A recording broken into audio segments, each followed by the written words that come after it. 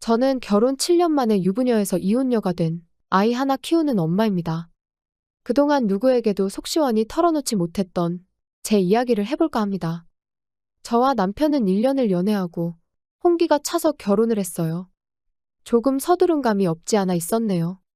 저희 시댁은 어느 정도 노후가 준비된 집안이었지만 저희에게는 지원을 해주시지 않았습니다. 그 이유는 아래서 말씀드릴게요. 남편이나 저나 모아둔 돈이 부족했었는데 친정에서 2천을 지원해 주셨어요. 그 돈과 저희 돈을 합쳐서 작년까지 보증금 4천에 월 30만 원짜리 월세집에 살았어요. 저희는 신혼여행도 제주도를 다녀왔고 첫째를 낳았을 때는 산후조리원 구경도 못했어요. 저희가 살던 곳이 친정과 가까운 곳이었는데 그 이후로 명절에는 시댁에서 살다시피 해야 했어요. 평소에 어차피 자주 만나니까 이런 날은 시댁에 와서 일해라. 이거였어요. 시댁에 가면 며느리라는 이유로 온갖 일은 도맡아서 했었죠. 그리고 드디어 작년에 연식이 오래되고 평수도 작은 아파트 한 채를 마련했습니다. 누구 눈에는 허름한 아파트겠지만 저희에겐 소중한 집이었어요. 저는 이 집이 우리가 지금까지 열심히 산 것에 대한 보상이라고 생각했어요.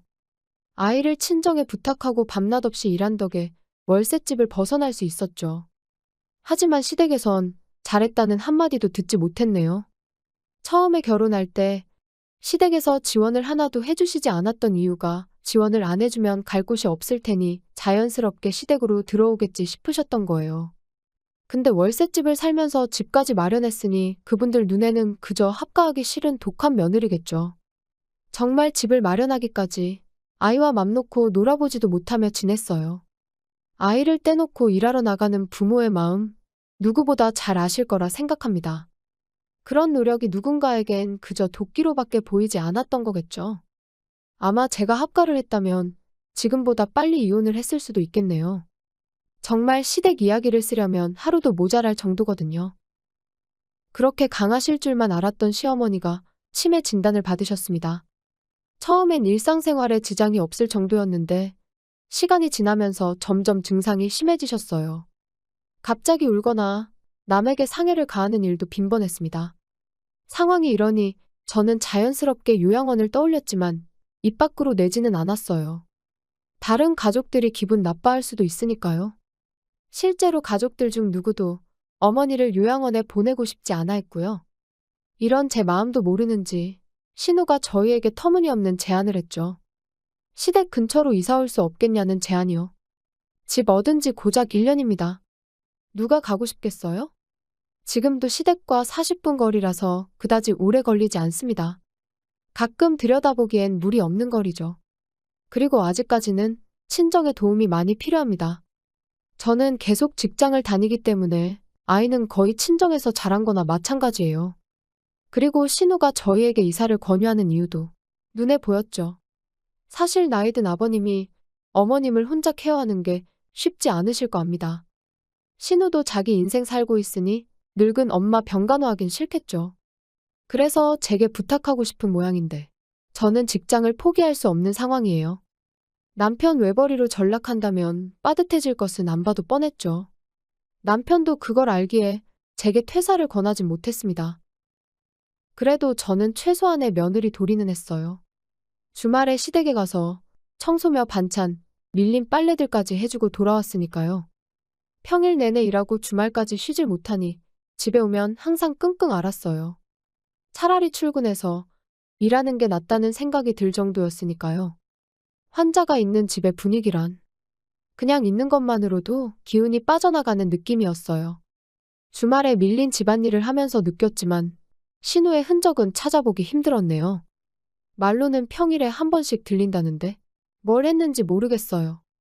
반찬도 지난주에 제가 하고 간 그대로고요. 빨래도 2, 3일치의 양이라곤 믿기 힘든 양만 있습니다.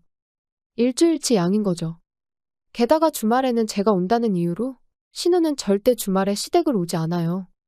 전업인데도 저보다 항상 더 바쁘답니다. 주말까지 시댁에 바치면서 언젠간 알아주겠지 믿었어요. 다른 사람은 몰라도 남편만 알아주면 된다고 이게 며느리 도리겠지 하고 버텼습니다. 하늘이 알아준 덕인지 저는 둘째를 임신하게 되었어요. 계획했던 건 아니었지만 너무 감격스러웠어요.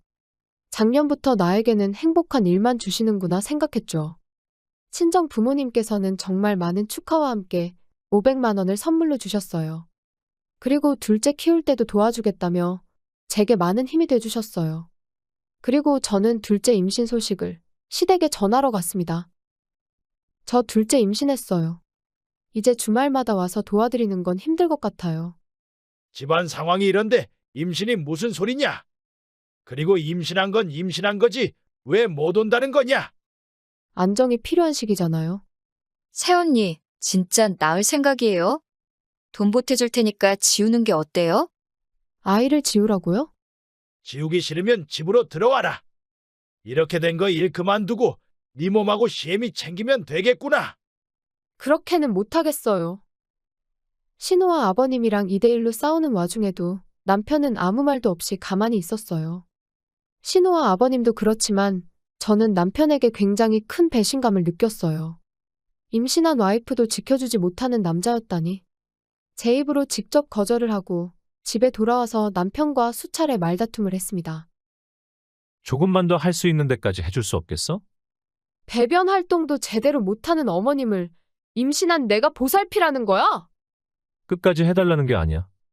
조금만 더. 정말 너무한다? 돈도 있으면서 요양원에 보내드리긴 싫고 자기가 하기도 싫고 결국 나만 고생하라는 거네. 요양원에 보내드리더라도 할 수 있는 데까진 해봐야지. 그리고 내가 하기 싫은 게 아니라 엄마는 여자잖아. 어머님 상태를 봐. 아들인지 딸인지 남인지 가족인지도 몰라보시잖아. 그리고 신우는? 신우는 여자 아니야? 그 집은 아직 애가 어리니까. 야, 나는 애 없어? 우리 애는 남의 집 애냐?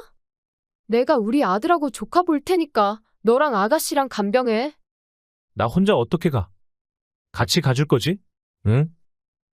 믿었던 남편마저 남의 편인 걸 깨닫고 눈앞이 핑 돌더라고요. 그동안 견뎌온 모든 게 물거품인 것 같았고 아무런 쓸모도 없는 쓰레기가 된 것 같고 몸의 상처보다 마음의 상처가 더 크다고 하던가요. 저는 그날 밤에 결국 하혈을 했습니다. 결국 저는 둘째 아이를 잃었습니다. 마치 둘째가 저를 위해서 떠나준 것 같은 느낌이 들었네요. 둘째가 태어나면 이혼과는 더 멀어질 테니 나를 위해서 떠난 것 같은 그런 느낌이요. 병원에 누워있는 제게 남편이 건넨 첫마디는 퇴원은 언제 해? 퇴원하면 엄마 보러 갈 수 있지. 그날로 저는 7년의 희생, 도리, 아내의 역할, 며느리의 역할 등 모든 걸 포기했습니다. 이혼하겠다 마음먹고 퇴원하자마자 친정 부모님과 변호사를 찾아갔어요. 퇴원하는 와이프 걱정도 안 됐는지 시댁에 가 있던 남편 덕에 짐을 싸서 나오기 쉬웠어요. 이혼 서류에 제가 작성할 곳을 다 채워넣고 그 집에는 달랑 이혼 서류만 두고 나왔습니다. 그리고 저는 친정으로 왔고요. 나중에 집에 도착해서 이혼 서류를 발견한 남편에게 전화를 받았어요. 이혼 서류 보자마자 찢어버렸다며 얼른 돌아오라고 난리를 치더군요. 전 변호사 선임했다고 했습니다. 소송으로 가든 합의로 가든 편한 대로 하라고 했습니다.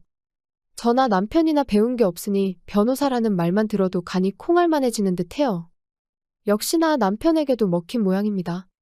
그리고 뒤늦게 소식을 접한 시아버지께도 전화가 왔었죠. 세상이 아무리 변했어도 이혼은 아직 여자의 흠이다. 네가 이혼하면 잘 살 것 같냐? 지금보다는 잘 살 거예요. 애는 어쩔 거냐? 우리 집안 애 아니냐? 이혼하려거든 놓고 가라. 네, 그럴게요.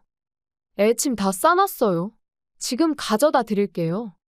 아버님 댁으로 가면 되죠?